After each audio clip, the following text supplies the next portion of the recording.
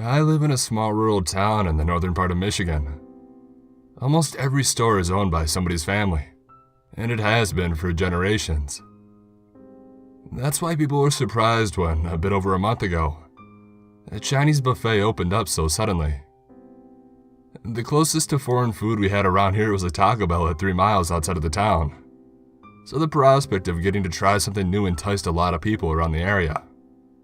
A few days after it had first opened is when I first heard how good it was. I'm telling you, Charlie, you gotta try out that new buffet over on Jefferson Street. I think it's called Kwang Tung Buffet or something. The food is mighty good. My neighbor Jerry told me. His entire family was unloading from their sedan, and they all looked like they ate themselves sick. Everybody was walking sluggish and holding their stomachs. Sorry, Jerry, but buffets have never really been my thing. I just get weirded out by the idea of food sitting out all day.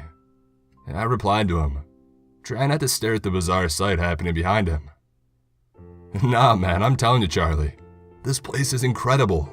I've never tasted food like it. It was so rich and flavorful. Hell, me and the missus have already made plans to go back later this week on a date night, he said with a big toothy grin. He still had pieces of chicken stuck in his teeth, like he couldn't have bothered to chew and swallow properly. The sight of his teeth made me feel queasy so quickly that I made my exit. I wasn't doubting that the place was good for a Chinese buffet, but still, no food is good enough to eat yourself sick. Within a week, any desire to go to the Kwang Tung Buffet was gone. It seemed like it was all anybody was talking about anymore. At work, I'd heard people discussing going there on lunch, talking about the new menu items I just had to try. At home, it seemed like the commercials played nonstop. Even when I would talk to my neighbors, they almost always tried to direct the conversation to that damn place. It was all anybody could ever think about. By week 2, it seemed like people were going there for hours at a time, and still leaving with carryout boxes absolutely stuffed. Thanks to this, the whole time began to smell like stale sweet and sour sauce and rotting sushi. Yet despite the smells, and the obvious stress people were putting on themselves, eating there so much, Kwang Tung seemed to be doing more business than ever. The parking lot was overflowing at almost all hours of the day, and people just kept talking about it more and more. I did my best to stay out of everyone's business. Who was I to tell my neighbors and coworkers where to eat? Yeah, it seemed extreme just how much and how often they were eating there, but still, it's not my business. Week 3 and hardly anybody was even at the grocery store anymore. Even though they only had 2 registers open on a Sunday, there still wasn't a line when I did my weekly shopping. So, why aren't you at Kwang Tung like everybody else? The 17-year-old cashier asked me, smacking her gum. I'm not really a fan of buffets, I guess, I said, trying to get the awkward conversation over as fast as possible. Oh well, more for me then. I'm going there the second I get off of work. I heard they had peach buns now and I can't wait to try them, she said as she licked her lips and drool fell under her chin. Yeah, have fun with that. I responded with a half-hearted smile as I grabbed my few bags and quickly made my way out. As I was making my way home, yet another advertisement for a Kwang Tung Buffet came over the radio. You've all been demanding it and we've finally listened. Introducing the new hours at Kwang Tung Buffet. We will be open 24/7, 365 days a year. Why wait for our delicious, mouth-watering meals when you can have them whenever you want? The man screamed across the radio waves.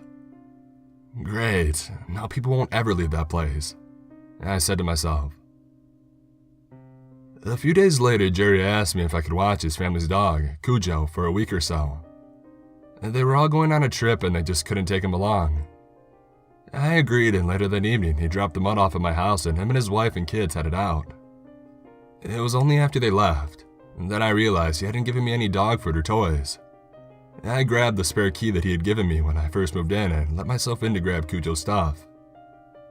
The place was a mess. There was Kwang Tung takeout boxes littering every inch of the floor, and the whole place reeked of rotting food. Plates were piled up in the sink, still sticky with sauce and juices. How the hell was Jerry and his family living in this filth? I had been over to Jerry's many times before him. The place was always immaculate. There wasn't even a speck of dirt near the front door. So to see his house like this now was a complete shock.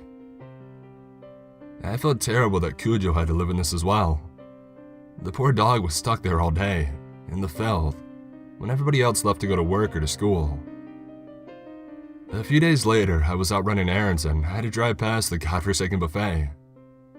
And that's when I noticed Jerry's blue sedan in the parking lot. I was confused since I figured they'd be gone for a few more days or so. And I tried to call him up to see if something happened, and why they came back to town early. No response. He was probably too busy shoving mounds of crab ragoon and General Tso's chicken into his mouth to answer his phone. I figured that I'd just see them later that night though and talk to Jerry about how disgusting his house was then. Midnight rolled around and still no sign of anybody in his house. Maybe I was mistaken and somebody else had the same car in town as Jerry. It wasn't completely impossible, right? And then a few days later, I found myself driving past Kwangtung, only to see the same blue sedan in the same exact parking spot, like it had never left. In fact, it looked like all the cars were in the exact same spot as before. I again tried phoning Jerry, and again, I got no answer. Confused, I decided to pull into the parking lot. The smell of fish and chicken was so thick that I could almost taste it, even in my car. I opened the door to Kwangtung and was hit with a stench so strong I almost vomited right there. It was like a mixture of BO, Old Chinese, and bile. Along with the smell, there was a strange sopping sound, like someone hitting raw meat coming from inside. I covered my nose and I entered the foul dining room.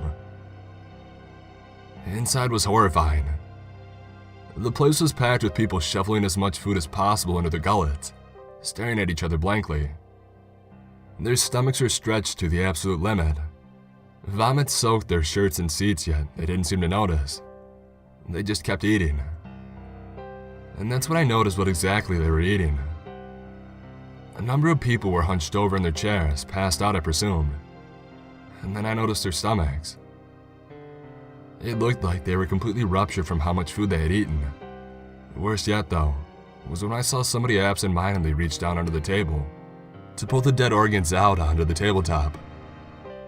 They began to squeeze their stomach and intestines, juices spraying everywhere, and I saw chunks of partially digested food fall out onto the other plates.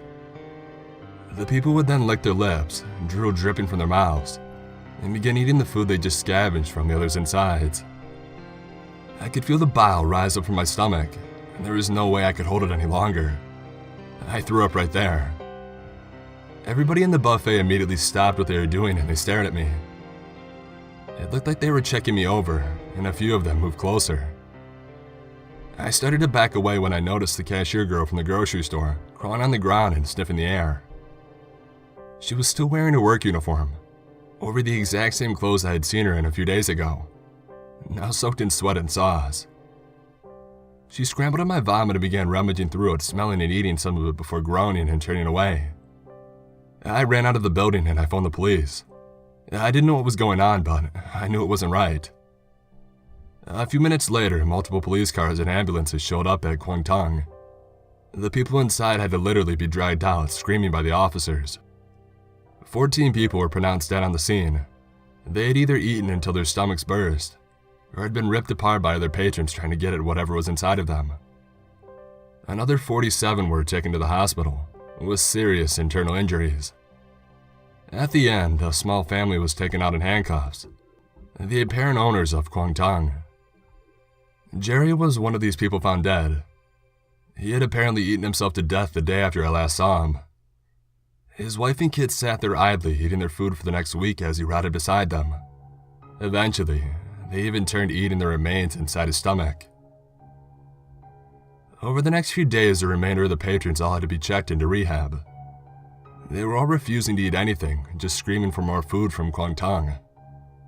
When they were brought into questioning, the owners of Kwangtung claimed they didn't know why the people were so obsessed with their food.